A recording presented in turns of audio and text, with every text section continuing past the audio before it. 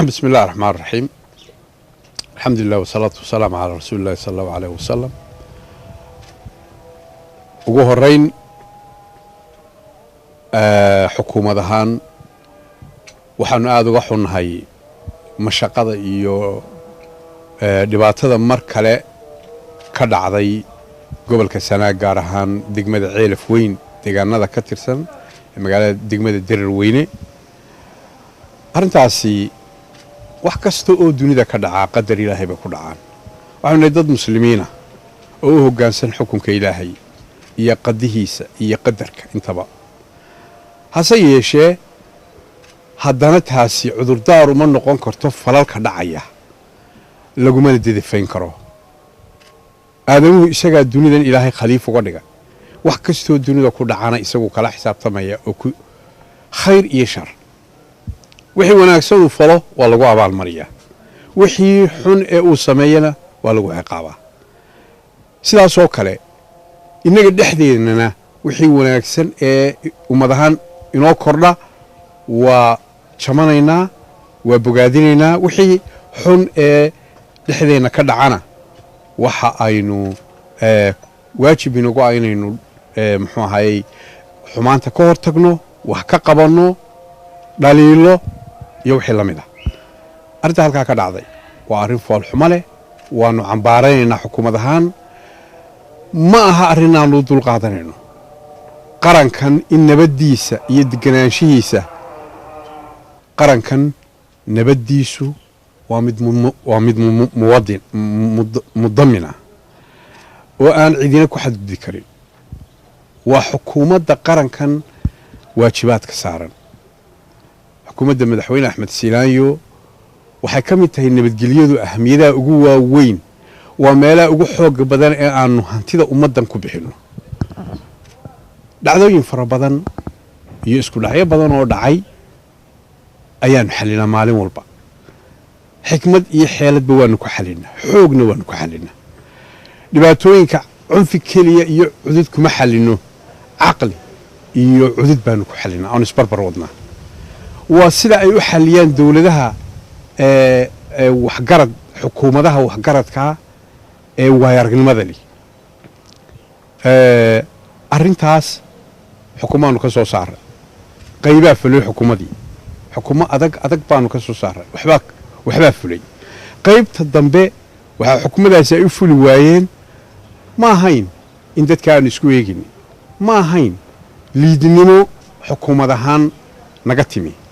duruufaha adag ee yimi ee abaaruhu ka mid ahaayeen baa sababay inuu dheeraado in la xallili waayo dhibaatadii meesha ka dhacday.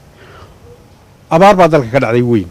abaartaasi dhulka ugu adag ee ay ka dhacday waxaa ka mid a gobolka Sanaag gaar ahaan degmada ay dadka walaalaha ee isdhiig talaalay ay yaalaan. way hayaabeen. qaar baa Puntland u kacay. qaar baa galbeed u soo kacay. qaar baa buuraha ka dhacay. waxa weeye dhibaato weyn. dadka ugu maanta caydhoobay ugu riiqda badanna way ka mid yihiin. dhinac waanu ka taageeraynay. dhinacna waxaanu uga turaynay inay isdilaan oo waanu kala ilaalinaynay. markaad wax sahlan maaha. duruuf Ilaahay keeno dabiiciya markaad qofka ka gargaarayso iyo miduu farihiisa ku samaysanayo nabadgelyo darraa markaad ka gargaarayso. waa laba arrimood oo adag inay gartaan oo hoosta ka xariiqaan oo ay meel dheer ugu xardhanata ayaa waajiba. iskumaanu eegin. waxaanu geeynay ciidamadii qaranka ugu adkaa qaybo ka mid ah. dhiiggoodaanu ku kala hagoogan. haddaan ciidamadaasi kala ilaalayn maanta aqoon xumada halkaa ka muuqataa waxbaba iskamay reebeen. hadday tay tamaanta dhacday waa khasaaro weyn. 7 qof iyo 18 qof oo meel ku dhaaman waa khasaaro weyn oo laga xumaado. waa aqoon darro. hase yeeshee haddana way ka badnaan lahayd. geerida Ilaah baa haya. ma odhanayno cidima dhiman doonto. horena waa loo dhintay waana la dhiman doonaa. laakiin waxaanu leenahay ma jirto amniga cid dalkan iyo deganaanshihiisa cid khalkhal gelin kartaa ma jirto. una dulqaadan mayno. waxaanu u digaynaa kooxaha iyo dadka ku hafoogan ama ku hawlan inay qalalaasahan sii wadaan. dagaal sokeeye ka ridaan dalka ama gobol ama degmo ka mid ah. waxaanu ku xalili doonaa baryo iyo sabaale maahe cudud baanu ku xelinaynaa araxdaanu qabanaynaa awooddeedaanu leenahay idmanaanshaheedana waanu leenahay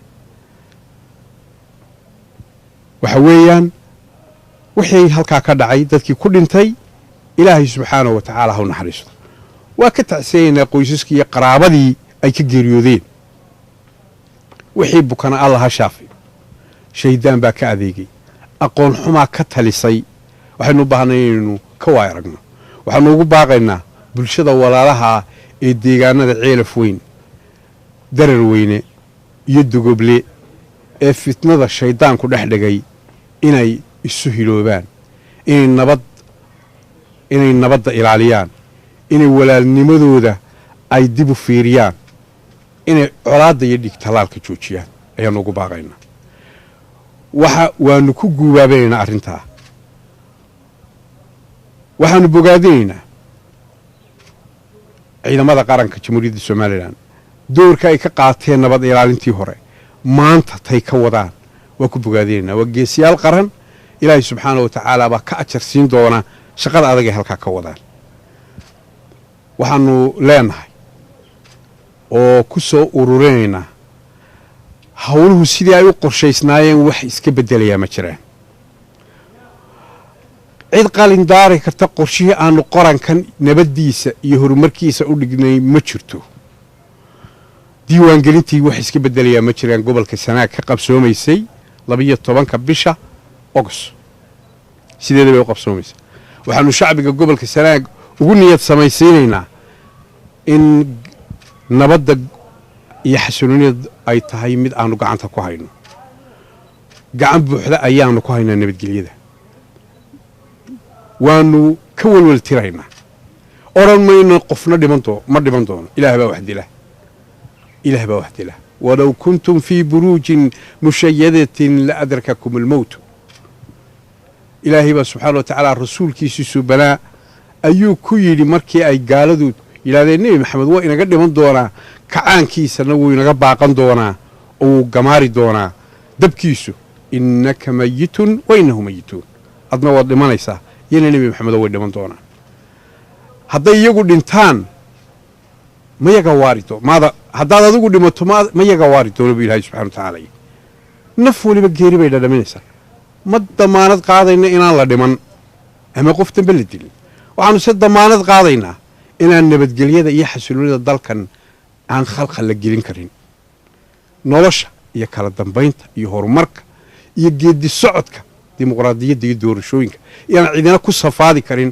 ayaanu shacbiga u damaanad qaadaynaa far waaweyn baanu ku dhigaynaa inta waxgaradkii way fahmi kartaa kuwa aan aqoonta lahayna waa sankaanu kaga tolaynaa waxaanu leenahay nabadda ha la ilaaliyo ciidamada qaranka ha la taageero ha lala shaqeeyo ha loo hoggaansamo awaamirtay ciidamada bixinayaan waa awaamiir dawladeed awaamirtaasi waxaa reeban kooxa hubaysan oo magac beeleed sheeganayo meel ku urura waxaa reeban in magaalooyinka deegaanada iyo dalka oo dhan qoryo lagu qaato waxaa reeban cid kasta oo hubaysan ama gurmad maagan ama qoryo la baxda ama colaada abaabulaysa tallaabo adag baa laga qaadaya maaha mid baryaa dhimashay tegaysaa ciidamada qaranka wuxuu madaxweynaha jamhuuriyadda somalilan wuxuu amray tallaabo adag inay qaadaan hadday kalifayso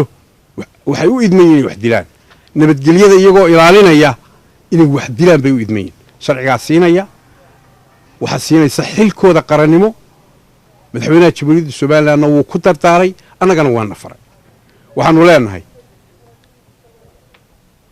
cidna uga gaban mayno hays ilaaliyaan dadkaasi fidmo walayaashaa xaaladduna gacanteennay ku jirtaa ilaahay idamkii waxaan ku soo ururinaynaa qorshay dawladdu leedahay waxba qorshaha warbaahinta ka sheegi mayno qorshahaasaanu ku wadaynaa arrimaha oo nabadgelyada ku xasilaynaynaa waxaanuna rajaynaynaa in wax waliba ay sidoodii noqdaan aad baa umahadsantihin